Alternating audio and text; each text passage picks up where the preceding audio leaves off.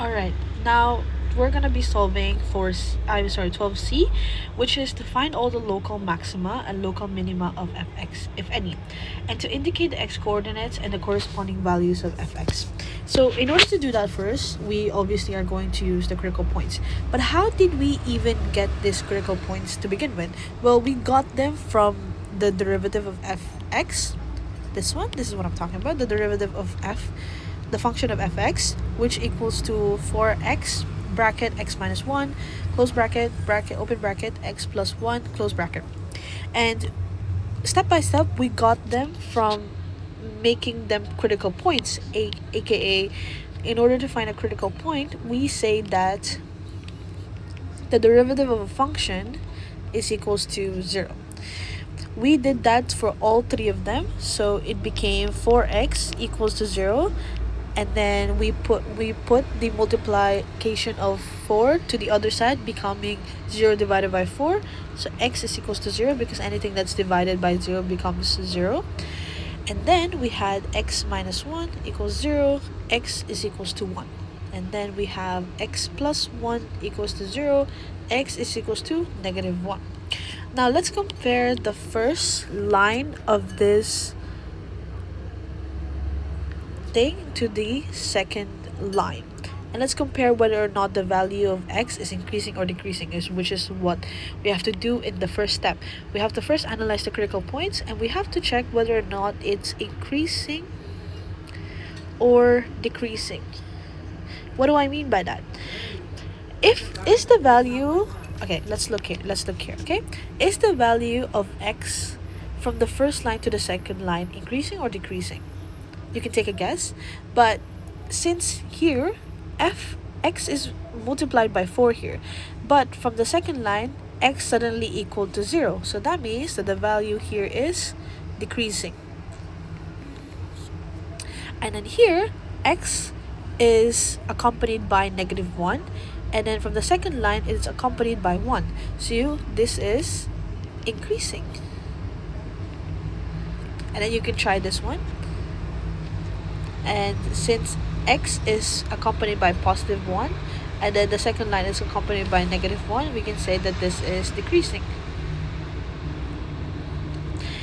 Here we can find, from here alone we can find the local minimum and the local maximum. If it is decreasing, then it becomes local minimum.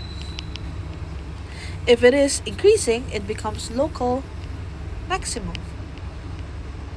Then again, local minimum. And we have already found this part of the question, the first part here. We've already found this. Check. Now we're gonna find the x-coordinates and the corresponding values of fx. How do we do that? Well, let me quickly look at that here. Local minimum, local maximum. Here you can see local minimum, local maximum. And then we have to plug it into the original function. That is the second step. Plug it into the original function. Plug into the original function. Wait. Function. What is the original function?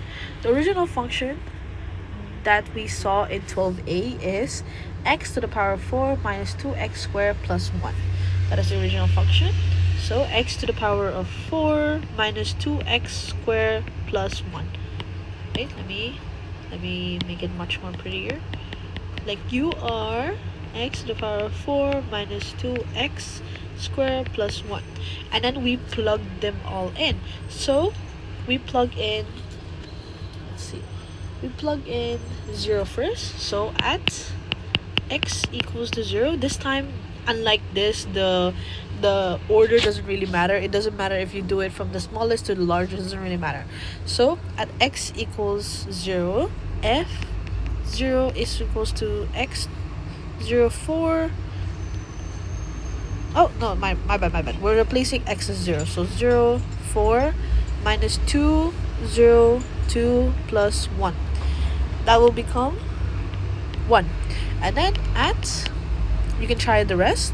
At x equals to 1, f1 equals to 1 4 minus 2 1 2 plus 1. So that will become just 1 minus 2 plus 1. That will become 1 minus 2.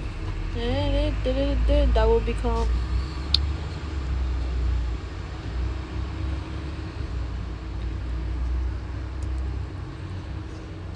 4, I believe. So 1 minus 2 was negative 1. Oh, I'm not confused.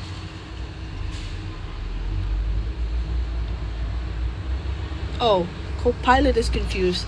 It should be a negative 2 square here. Negative 2, remember? Because this is negative 2. I don't know why it's saying it's positive, but it's negative here. Why are you saying you're positive? Oh, well, I don't trust you. So, we're gonna do negative here. 1 minus 2 plus 1. I have $1. You owe me $2. So that will become negative 1 plus 1. That becomes 0. And then at x equals negative 1, we have f negative 1 equals to negative 1. 4 minus 2, negative 1 square plus 1. That will become negative 1 to the power of 4. Negative 1 times negative 1 times negative 1 times negative 1. This one becomes positive 1 times negative 1 becomes negative 1 again times this becomes positive 1. So 1 times 1 negative 1 times negative 1 becomes 1 times 1 times negative 2. So that becomes minus negative 2. Either way, negative 2 here, minus 2. And then plus 1. Plus 1. That'll become that'll become 0 too. But you can double check this again with me because I don't trust Copilot, but you can double check again the values of this 3 with me. But at the very end, right, whatever it is that we come up with, because Copilot is shit, we can represent it as this. So the local minimum, the minimum at x equals to 0 with f0 equals to 1. So we knew that this is local minimum, so we're gonna represent it again. Local minimum at x equals 0 with f01. So basically what we just did here is equals to 1. So we're gonna represent that, and then we're gonna do it local maximum again. But I don't even know if my answer is correct, so please do double check it with me. At x equals negative 1 with f negative 1 equals 4, local maximum at x equals 1 with f1 equals to 4. I don't trust this too, but I think I can trust this. But that's how you present it, basically. I love you so much. I hope this helps. And yeah, I'm gonna eat now. Love you.